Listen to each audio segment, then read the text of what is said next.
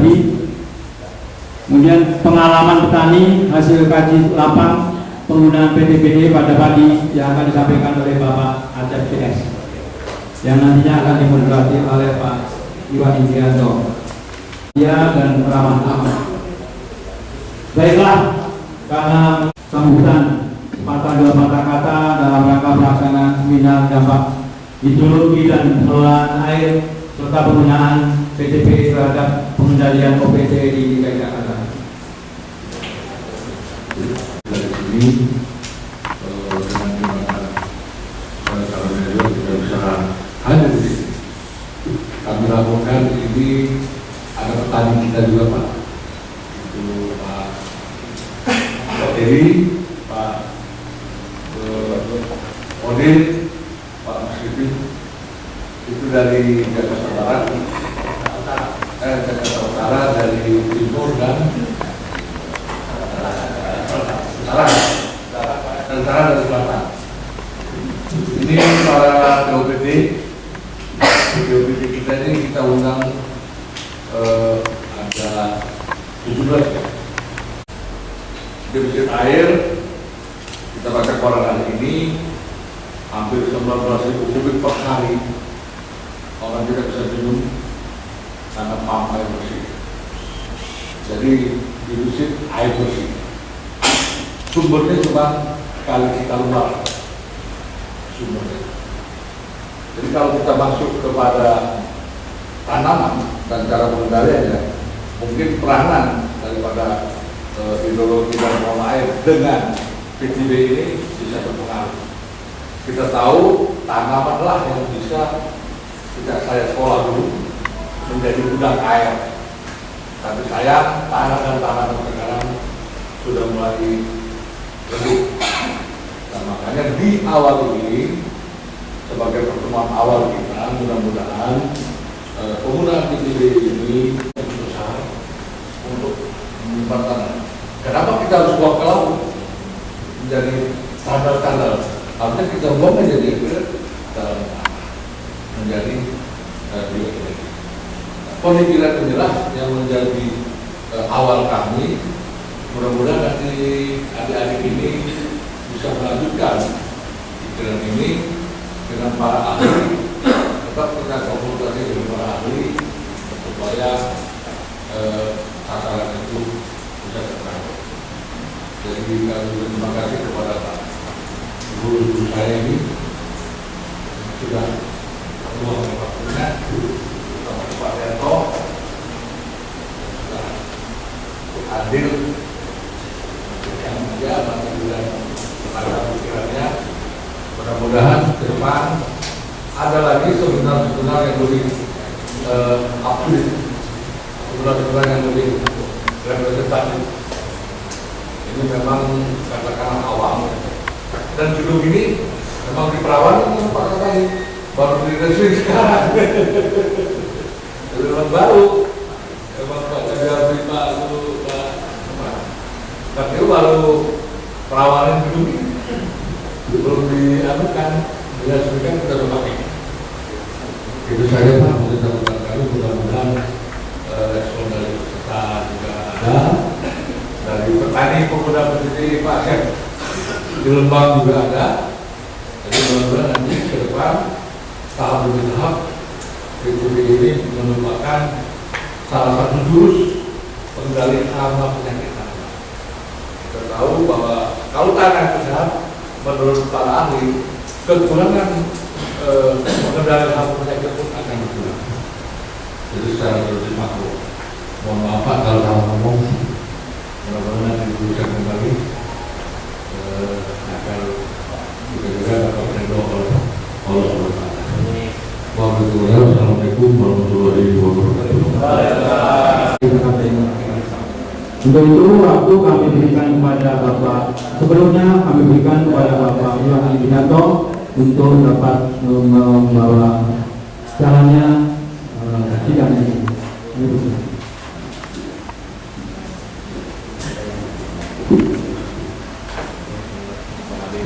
Baik, terima kasih kepada Pak Sutarto selaku panitia acara ini. Terutama Assalamualaikum Assalamualaikum warahmatullahi wabarakatuh. Selamat siang kepada Bapak Ibu sekalian yang telah hadir di ruangan ini dalam rangka mengikuti kegiatan seminar dampak hidrologi dan pengelolaan air serta penggunaan PTBE terhadap pengendalian OPT di DKI Jakarta. Sebelumnya saya ucapkan terima kasih kepada Bapak para penyaji yang telah bersedia hadir di sini. Saya kira tidak usah sebutkan satu-satu, juga nanti saya akan jelaskan biodata dari para narasumber. Yang pertama Bapak Dr. Insinyur Budi Kardewa, CSA. Beliau adalah jabatannya peneliti hidrologi. Bapak Kardewa ini bekerja di instansi oleh penelitian agroklimat dan hidrologi. Kantornya Jalan Tentara Pelajar, Cimanggu, Bogor. Pendidikan beliau terakhir adalah S3 hidrologi. Yang kedua narasumber kita Bapak Insinyur Sawio MSI. Beliau adalah peneliti di Balai Klimat yang alamatnya juga sama di Jalan Tentara Pelajar 1 Bogor. Pendidikan terakhir adalah S2. Narasumber kita yang ketiga Bapak Profesor M. Al-Jafri. Beliau adalah ahli peneliti utama kimia dan kesuburan tanah. Beliau adalah pensiunan Balai Penelitian apa ya?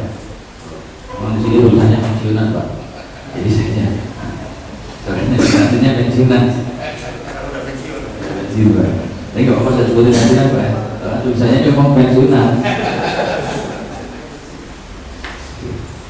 Kebetulan juga alumni dari Tentara Pelajar juga Pak ya, di saat tersebut pendidikan terakhir S3, urus kita semua. Saya jadi kayak tadi Pak S3.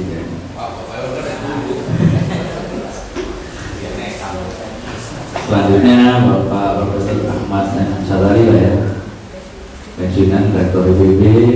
Kebetulan beliau juga pernah di IPB Pak ya. Dan kita memang juga masih saat ini banyak bekerja sama dengan IPB, terutama di Departemen Proteksinya.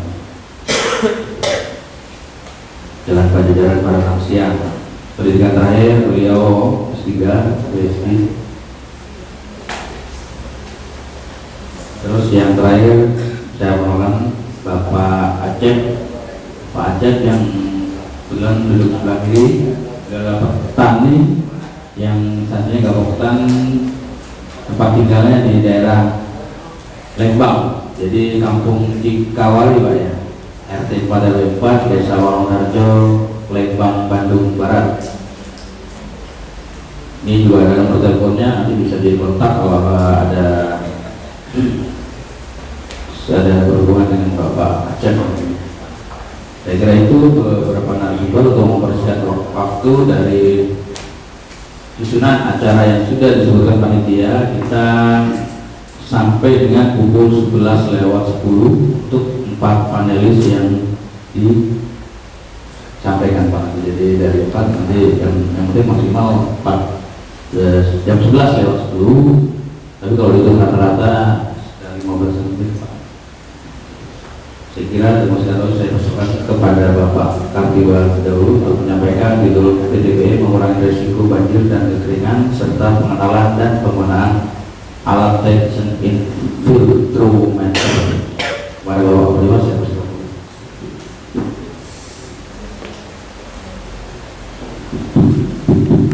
Assalamualaikum warahmatullahi wabarakatuh. Waalaikumsalam. Bapak Kepala Balai Proteksi Tanaman Hidrologi, Bapak Baca tadi, Bapak Ibu sekalian, perkenankan pada kesempatan ini kami mohon maaf atas keterlambatannya karena tadi ada salah teknis mengenai perjalanan kami. Jadi Bapak dan Ibu sekalian jadi pada kesempatan ini Bapak Moderator akan coba kami sampaikan. Saya mau izin dulu ya. Apa yang kami sampaikan ini sebetulnya baru diusahakan bisa Pak. Jadi kita hanya mampu untuk mengurangi Pak dengan berbagai alternatif pihak. Jadi saya ingin menegaskan ini, jangan sampai kita ada kesalahan persepsi bahwa dengan hanya misalnya membeli salah satu alternatif bisa mengendalikan hal itu tidak mungkin, karena pengalaman dari negara lain. Maaf Pak, bisa dilanjut. Jadi saya sampaikan pendahuluan bahwa kejadian banjir itu sebetulnya terjadi karena kapasitas tanah untuk menyerap air itu sudah terlampaui. Jadi istilahnya intensitas hujan sudah melampaui dari kapasitas resapan tanah yang ditunjukkan oleh kalau dalam bidang hidrologi atau tanah itu kapasitas infiltrasi dari tanah tersebut. Nah sebetulnya penelitian ini adalah tujuannya untuk itu, untuk melihat berapa sebetulnya peningkatan kapasitas infiltrasi dari tanah setelah kita beli produk PTB. Tujuannya itu Pak, tidak lebih dari itu. Nah kapasitas resapan sendiri secara kapasitas infiltrasinya rendah. Tapi kalau tanah itu berpasir, kapasitas infiltrasinya tinggi. Demikian juga dengan kemiringan tanah. Kalau kemiringan tanah rendah, laju infiltrasinya akan tinggi. Tapi kalau slope-nya sangat tinggi, dan juga dengan keteknikan ini yang sebetulnya sangat efektif sebetulnya dengan keteknikan ini, baik dengan pembuatan sumber resapan, kemudian yang lebih besar lagi bahkan membangun dam, tapi punya kan tentunya agak besar biayanya. Nah, dan tidak membutuhkan banyak air, karena bayangkan di musim kemarau kita kalau dengan beberapa banyak air kita ukur kecepatannya, karena logikanya semakin lama kita beri air nanti akan ada terjadi penurunan laju infiltrasi. Nanti bisa ditunjukkan di grafik berikutnya Pak. Nah ini tensiometer ini adalah alat yang dirancang untuk parameter semuanya Pak. Ada F0 itu adalah kapasitas infiltrasi saat dia kering. Jadi saat kita beri air dia langsung susut berapa kecepatannya. Biasanya satuannya cm per menit Pak. Berapa turunnya dia? Dia pertama akan cepat, tapi setelah lama melambat sampai dia stabil. Nah untuk yang lokasi nomor 1 ini 0,813 itu stabil dia di sana. Nah ini dari sini kita buat perbandingan Pak, Bapak Ibu sekalian, dari data lokasi lahan kering yang diberi PTB dan tidak diberi PTB. Memang secara umum kecenderungannya yang diberi PTB kapasitas infiltrasinya dengan baik produksi itu berarti sampai lebih luas, ada juga yang tidak yang lebih representatif begitu sudah datanya bisa dipertemukan.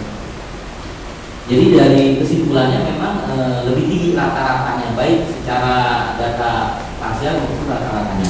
Selanjutnya Pak, nah jadi kalau kita hitung bahwa pada lahan kering yang diberi perlakuan PTBE itu rata-rata laju infiltrasi final atau FC adalah 0,674 cm dibandingkan rata-rata laju infiltrasi finalnya adalah untuk menyuburkan tanah. Tapi ada efek positifnya bisa menurunkan. Jadi untuk meningkatkan lagi laju, karena kita ketahui sebetulnya penanaman tanaman rehabilitasi atau penghijauan tadi sudah dijelaskan akan meningkatkan laju kapasitas infiltrasi.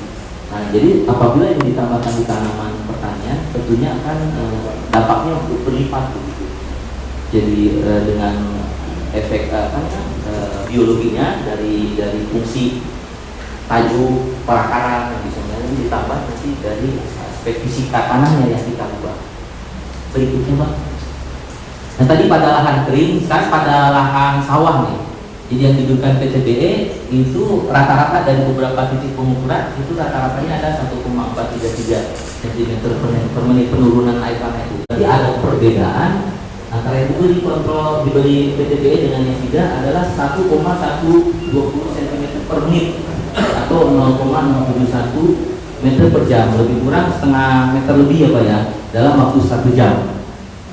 Nah ini kalau di ini bisa setara dengan volume surapan tanah 1 hektar sebesar 6.700 sama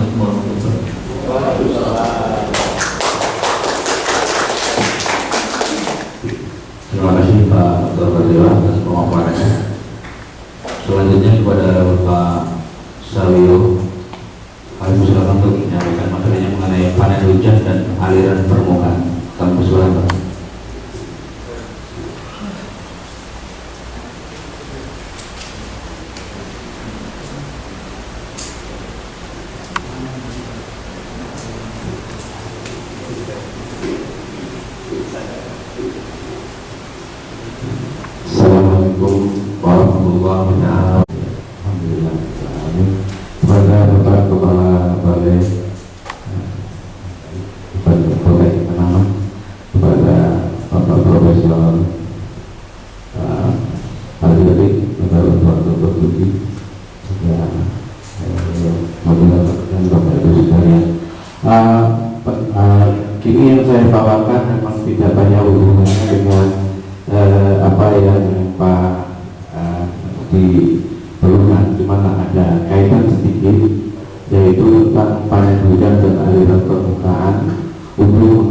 banjir dan kekeringan.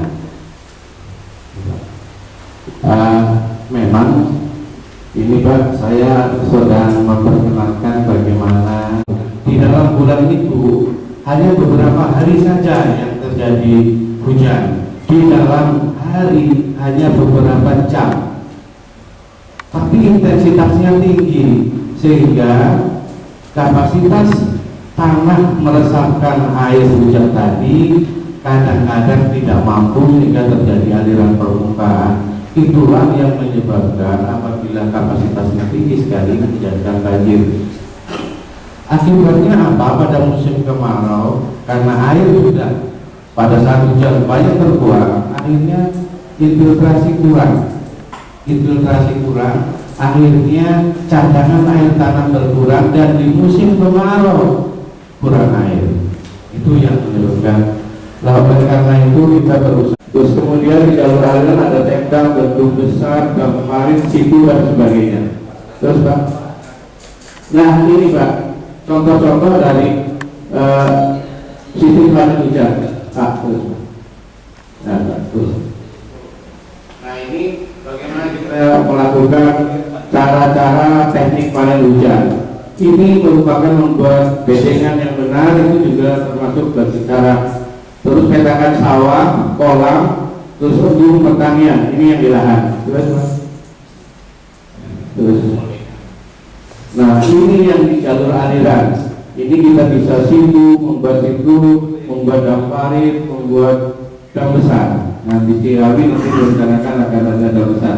Kemudian lihat Pak, situ kita itu sudah penuh dengan endapan yang ada di bawah ini. Terus Pak, nah ini beberapa hasil penelitian tentang panen hujan dan aliran permukaan mengatasi banjir. Itu ada pengamatan saya pada bulan tahun lalu tahun 2012. Itu kalau ada hujan 20 mm terjadinya selama jam 13 sampai 17, itu ada debit puncak sebesar 0,133 meter. Setelah kita lakukan panen hujan dan aliran permukaan, itu kita bisa memanen 0,18 meter kubik per detik, cuma 13% Pak. Jadi seluruh usaha kita tidak, satu teknik tidak akan bisa mengatasi banjir secara keseluruhan. Terus Pak, ini pada tanggal yang lain kita mengamati hujan jam 12.30 sampai 16.30 ada hujan sebesar 41 mm. Debit puncak yang terjadi itu 0,542. Kita bisa panen dengan sistem panen hujan itu 16% pada saat itu. Terus kita ke bawah lagi di sungai yang lebih besar itu kita bisa memanen hingga 48% dari debit yang harus kita alirkan ke Jakarta. Dengan teknik-teknik ini mudah-mudahan nanti akan bertambah apabila kondisi tanahnya diperbaiki. Terus Pak, nah ini bagaimana cara melakukan teknik-teknik.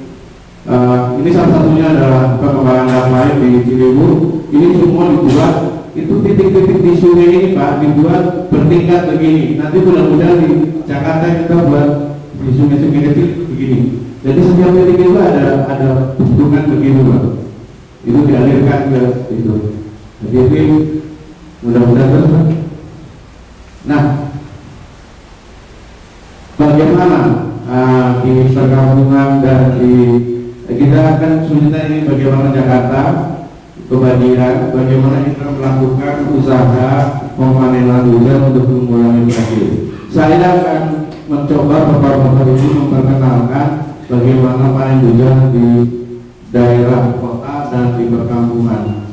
Ini di perkampungan kita sistem panen hujannya dengan memakai bak dan sekolah dan sebagainya. Kita menggunakan sumber air yang kita tampung mengurangi hujan banjir.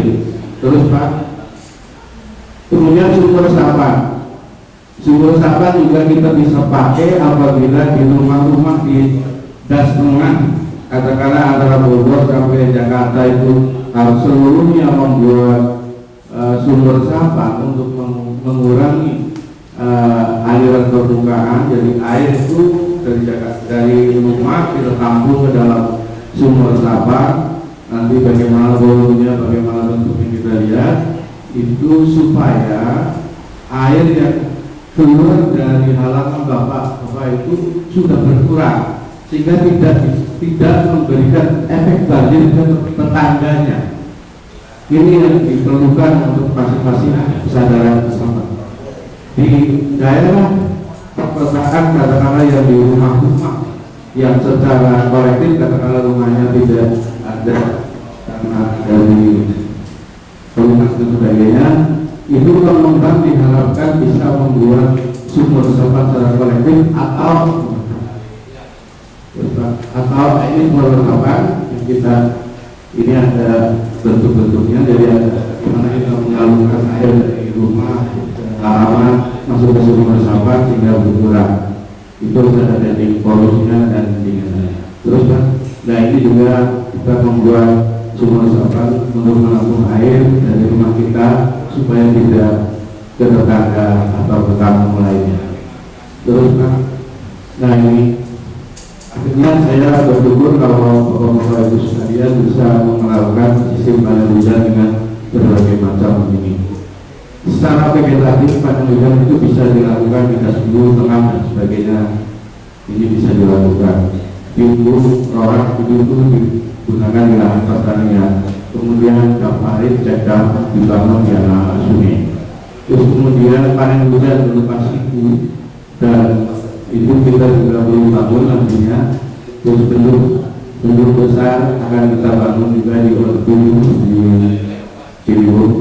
Terus kemudian sumur resapan yang saya berharap bisa dilakukan oleh bapak-bapak ibu sekalian, mudah-mudahan bapak-bapak yang berproses tanah bisa mempeloporinya. Terima kasih. Assalamualaikum warahmatullahi wabarakatuh.